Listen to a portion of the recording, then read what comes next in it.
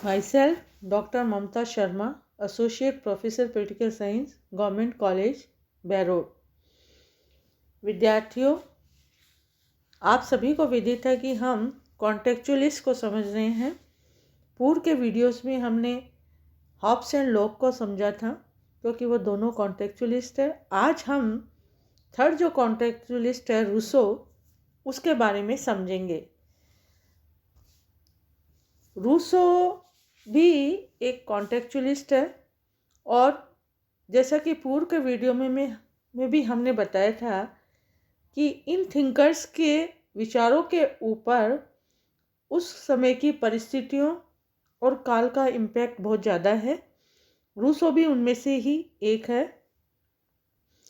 सामाजिक समझौता सिद्धांत के प्रवर्तकों में हॉब्स, लॉक के साथ साथ रूसो का नाम भी जुड़ा हुआ है, किंतु रूसो का दर्शन हॉब्स एंड लॉक से एकदम भिन्न है। जैसा कि जहाँ हॉब्स ने राज्य के निरंकुशतावादी स्वरूप का प्रतिपादन किया है, वहीं लॉक ने सीमित संप्रभुता के सिद्धांत का उद्घाटन किया है। जहाँ तक रूसो का नाम लेते हैं, वहाँ रूसो का नाम लोकतंत्रवादी चिंतन के साथ जुड़ जाता है।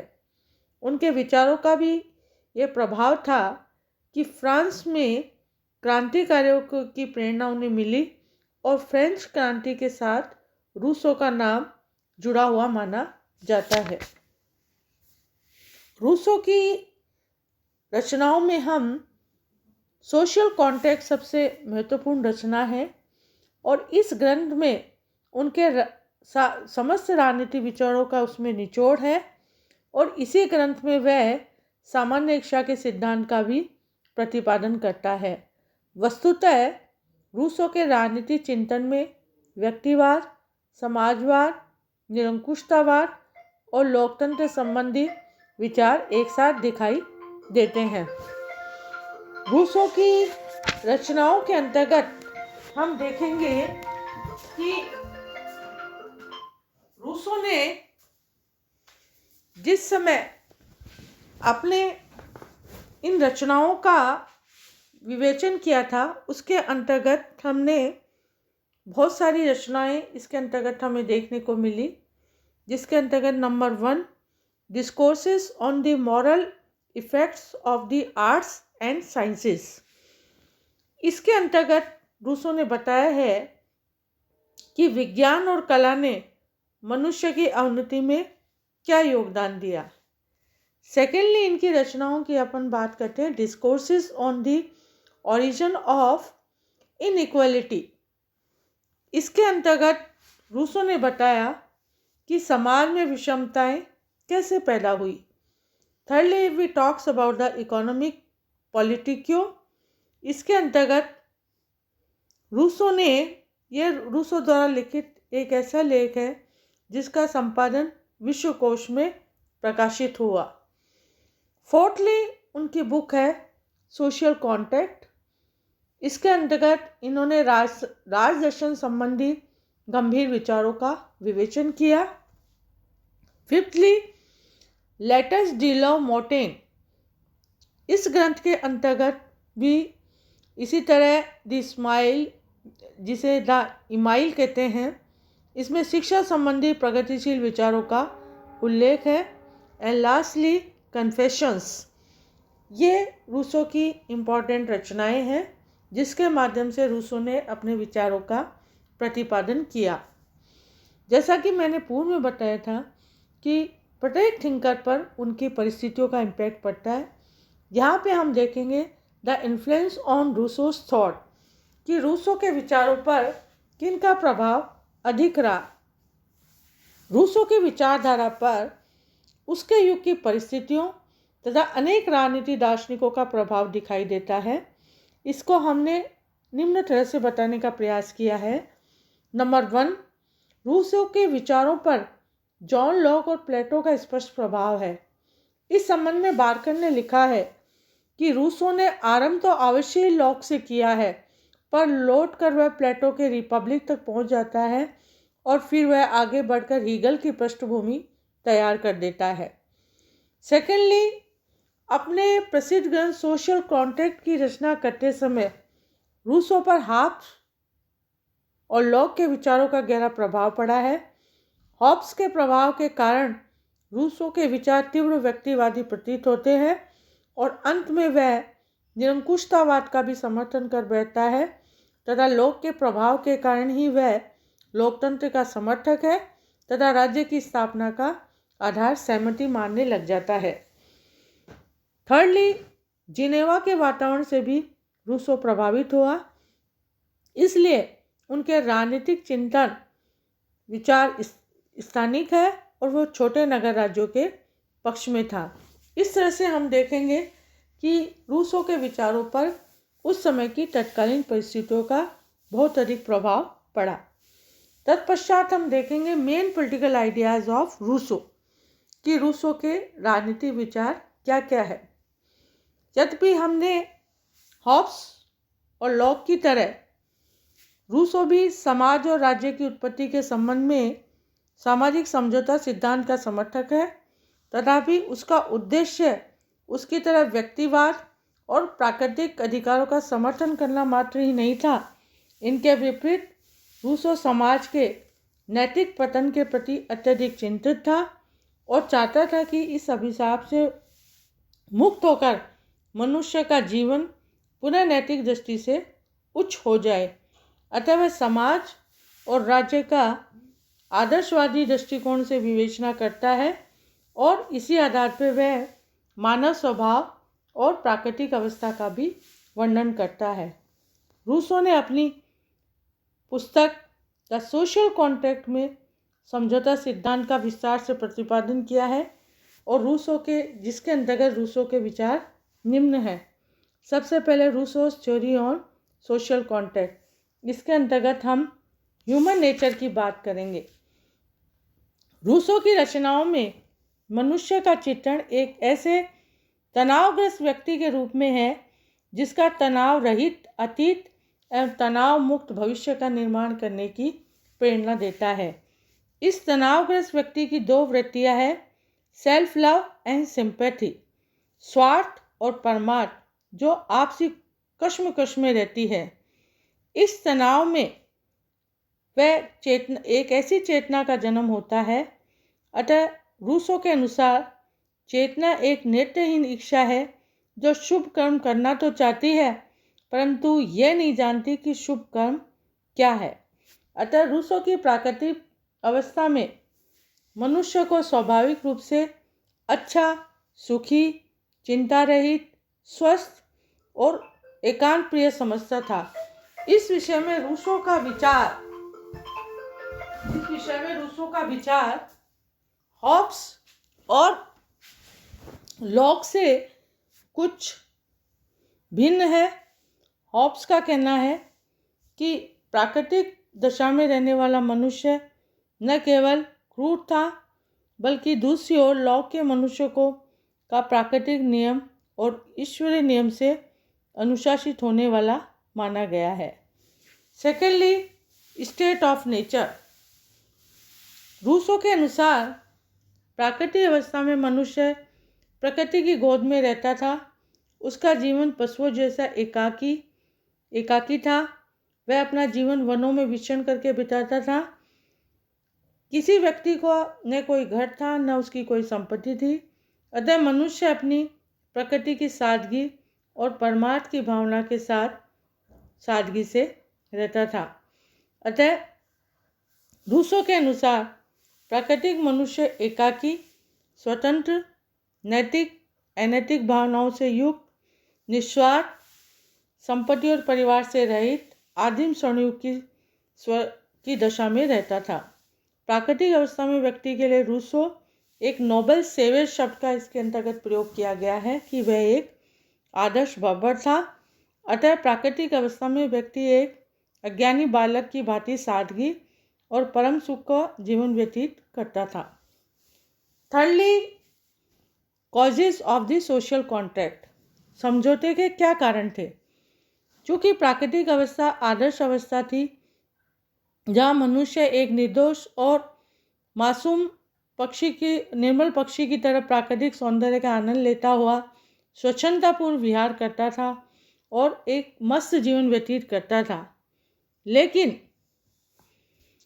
इसके अंतर्गत हमने देखा कि धीरे धीरे मानव के ज्ञान में वृद्धि हुई, मनुष्य को अग्नि का ज्ञान हुआ, वे धीरे धीरे किसी स्थान पर बसने लगे और आपस में मेल मिलाप बढ़ने लगा।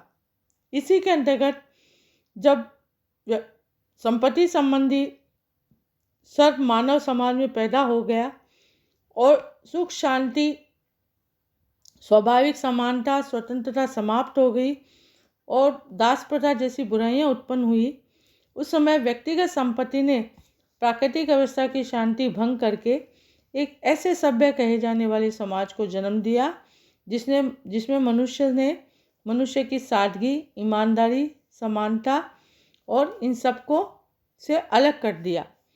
अतः रूसो के अनुसार संपत्ति के प्रादुर्भाव से मनुष्य की स्वतंत्रता परतंत्रता में बदल गई, जिनको लक्ष्य करते हुए वह कहता है कि मनुष्य स्वतंत्र पैदा होता है किंतु सर्वत्र वह बेड़ियों से जकड़ा हुआ होता है। फोर्थली, इसके अंतर्गत social contract and nature of state, कि सामाजिक समझौता तथा राज्य का स्वरूप क्या था। युद्ध और संघर्ष के वातावरण का अंत करने के लिए रूसो एक सामाजिक समझौते की कल्पना करता है। सभी व्यक्ति एक स्थान पर एकत्रित होकर अपने संपूर्ण अधिकारों का समर्पण करते हैं, किंतु अधिकारों का यह समर्पण किसी व्यक्ति विशेष के लिए नहीं बल्कि संपूर्ण समाज के लिए किया गया है। अतः रूसो के अनुसार मनुष्य ने आपस में एक समझौता किया। इस समझौते में सभी व्यक्तियों ने भाग लिया और प्रत्येक व्यक्ति अपने अधिकारों को किसी व्यक्ति विशेष को अर्पित न कर संपूर्ण समाज को अर्पित करता है। समझौता करने वाले प्रत्येक व्यक्ति के व्यक्तिगत व्यक्तित्व के स्थान पर समूह बनाने की इस प्रक्रिया में एकदम एक नैतिक तथा सामूहिक निकाय, जिसे हम कलेक्टिव बॉडी कहते हैं, का जन्म होता है, जिसमें कि उतने ही सदस्यों से ये मिलकर बनता है जितने कि उनके मत होते हैं। अतः समुदाय बनाने के इस कार्य से ही इस निकाय को अपनी एकता, अपनी सामान्य सत्ता और अपनी जीवन तथा उसकी इच्छा प्राप्त होती है और इस तरह से सामाजिक समझौतों द्वारा निर्मित राज्य को जनरल विल कहा जाता है, सामान्य इच्छा कहा जाता है और संप्रभुता की अभिव्यक्ति भी सामान्य इच्छा ही होती है। इस तरह से हम देखते हैं कि एक सामाजिक समझौते का आविष्कार हुआ। इसी के अंतर्गत हम देखेंगे कि रूसो के सामाजिक समझौते को की कई विशेषताएं थी, जिसके आधार पर हमने देखा कि ये समझौता कैसे हुआ। इसके अंतर्गत हमने निम्न विशेषताओं को लिया। नंबर 1, कि सामाजिक समझौते के अंतर्गत व्यक्ति अपनी संपूर्ण शक्ति व अपने सभी अधिकारों को सबको समर्पित कर देता है और इस समर्पण का आधार और शर्त है कि समता, क्योंकि सभी व्यक्तियों ने समान रूप से अपने अधिकारों का समर्पण कर दिया है। सेकेंडली, समझौते की क्रिया के द्वारा अलग अलग व्यक्तियों के निजी व्यक्तित्व के स्थान पर एक सामूहिक व्यक्तित्व स्थापित हो जाता है, जिसकी एक पृथक एकता, पहचान, जीवन तथा इच्छा होती है। थर्डली, सामाजिक समझौते के परिणाम स्वरूप मनुष्य की परतंत्रता का अंत हो जाता है और वह वास्तविक रूप से स्वतंत्र हो जाता है और जीवन की एक निश्चित विधि में वह ढल जाता है। इस प्रकार रूसो का सामाजिक समझौता हॉब्स और लॉक के समझौते से भिन्न होते हुए भी प्रभावित अवश्य होता है। अतः हॉब्स की भांति ही रूसो ने माना है कि समझौते के लिए उत्सुक व्यक्तियों ने अपने संपूर्ण अधिकार बिना किसी शर्त के समर्पित कर दिए, लेकिन यह अवश्य है कि हॉब्स के गंतव्य के विपरीत ये अधिकार किसी एक व्यक्ति या समूह को नहीं सौंपे गए, बल्कि लॉक की भांति रूसो ने यह स्वीकार किया कि समझौते के बाद संपूर्ण सत्ता समाज में ही निहित रही। अतः रूसो की इस स्थिति के बारे में गैटल ने लिखा है कि रूसो की रचना का यह भाग हॉब्स और लॉक दोनों से प्रभावित था। हॉब्स की पद्धति और लॉक के निष्कर्ष को जिज्ञासापूर्वक संयुक्त कर दिया गया। इस प्रकार हॉब्स की तरह जहाँ सत्ता निरंकुश स्थापित हुई, वहाँ लॉक की तरह व्यक्ति अब भी समान अधिकार रखते हैं। इस तरह से हम देखेंगे कि रूसो के सामाजिक समझौते की निम्नलिखित विशेषताएं थी, जिसको हमने ऊपर बताया आपको। लेकिन तत्पश्चात हम देखेंगे कि 17वीं और 18वीं शताब्दी में समझौते का ये सिद्धांत अत्यंत लोकप्रिय रहा, परंतु रूसो की मृत्यु के तत्पश्चात इसका पूर्ण पतन हो गया। इसके अंतर्गत बेंथम, सर फ्रेडरिक पोलक, वाहन, एडमंड आदि विचारकों ने इस सिद्धांत की आलोचना की और निम्न तर्कों के आधार पर इस सिद्धांत की आलोचना की, जिसके अंतर्गत हम देखेंगे। सबसे पहले नंबर 1, प्राकृतिक अवस्था को इन्होंने काल्पनिक बताया। उनका ये कहना है कि रूसो ने प्राकृतिक अवस्था का जो चित्र प्रस्तुत किया है वह निराधार एवं काल्पनिक है। ऐतिहासिक तथ्य या किसी भी प्रकार प्रमाणित नहीं करते कि मनुष्य ऐसा शांतिमय, सुखमय और आदर्श जीवन व्यतीत करते हैं। सेकेंडली, उन्होंने कहा है मानव स्वभाव का गलत अध्ययन। रूसो की प्राकृतिक अवस्था का चित्रण मानव स्वभाव की गलत धारणा पर बना है। उनका मत है कि मौलिक रूप से मनुष्य अच्छा और गुणी है, उसके समझ दोष बाह्य परिस्थितियों द्वारा उत्पन्न हुए हैं। वास्तव में ऐसा नहीं है। निर्विवाद रूप से कहा जा सकता है कि मनुष्य अच्छाई और बुराई का सम्मिश्रण है। थर्डली, विचित्र विरोधाभास। रूसो के अनुसार यह समझौता व्यक्ति और समाज में होता है। दूसरी ओर रूसो यह बताता है कि समाज समझौते का परिणाम है। यह एक विरोधाभास है जो समझौते की धारणा को असंगत बनाता है। इसके अतिरिक्त रूसो के वर्णन में एक अन्य असंगति यह है कि कहीं तो वह समझौते की ऐतिहासिक घटना कहता है और कहीं उसे वह निरंतर चलने वाला क्रम कहता है। फोर्थली, सामाजिक प्रगति के सिद्धांत का विरोध। रूसो सामाजिक प्रगति के सिद्धांत का भी विरोध करता है। उसकी ये मान्यता है कि जैसे जैसे समाज प्राकृतिक जीवन से दूर हुआ, वैसे वैसे उसका पतन हुआ। लेकिन यह बात तथ्यपूर्ण नहीं है कि मानव जाति का आज तक इतिहास उसकी प्रगति का इतिहास ही रहा है। ज्ञान और विज्ञान दोनों के क्षेत्रों में विकास के जिन शिखरों को आज मनुष्य स्पर्श कर पाने में सफल हुआ है, वैसा अतीत में कभी नहीं हुआ है। फिफ्थली, राज्य समझौते का नहीं बल्कि विकास का परिणाम है। रूसो की धारणा ये सरासर गलत मानते आलोचक कि राज्य का जन्म किसी समझौते के कारण हुआ। आज ये सिद्ध हो चुका है कि राज्य का किसी समय विशेष में जन्म नहीं हुआ, बल्कि उसका धीरे धीरे विकास हुआ है। सिक्सथली, व्यक्ति की निरंकुशता को के हवाले कर देना। रूसो के अनुसार समझौते के द्वारा व्यक्ति अपनी संपूर्ण स्वतंत्रता और अधिकार समाज को समर्पित कर देता है, अतः उसकी स्थिति स्वतंत्रता और अधिकार विहीन हो जाती है। अतः रूसो इनकी सफाई कर यह कहकर देता है कि समाज का सदस्य होने के नाते व्यक्ति अपनी खोई हुई स्वतंत्रता और अधिकार पुनः प्राप्त कर लेता है, किंतु यह एक सैद्धांतिक कथन मात्र है। वास्तविकता यह है कि रूसो ने व्यक्ति को पूर्णतः सामान्य इच्छा की निरंकुशता के हवाले कर दिया है। सेवंथली, व्यक्ति की स्थिति हास्यप्रद। रूसो ने व्यक्ति का दोहरा व्यक्तित्व प्रदान करता है। शासन के रूप में वह नागरिक है और कानूनों का आदेश पालन करने के रूप में उनकी प्रजा है, अर्थात वह नागरिक और प्रजा दोनों ही है। नागरिक इस दोहरी स्थिति से जो परिणाम निकलते हैं वे बुद्धि से परे और हास्यपद है। इस तरह से यह आलोचकों ने स्वीकार नहीं किया है। 8, रूसो का राज्य शीश कटा लेवियाथन।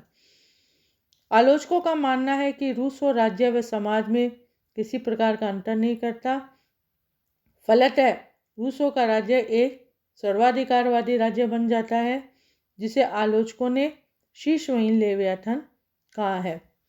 इतनी आलोचना होने के पश्चात भी हम रूसो के सामाजिक समझौते के बारे में ये कहेंगे कि रूसो के सिद्धांत की आलोचना आलोचकों ने की है। इसे काल्पनिक या निरंकुश कहा गया है और इसके साथ उनके सिद्धांत, लेकिन उस सिद्धांत का महत्व भी है, जिसके अंतर्गत हम देखते हैं कि इस सिद्धांत के द्वारा रूसों ने दैवीय अधिकार के सिद्धांत पर कटु प्रहार किया है और इस सिद्धांत ने राज्य को मानवीय संस्था बताकर निरंकुश शासन का विरोध किया है।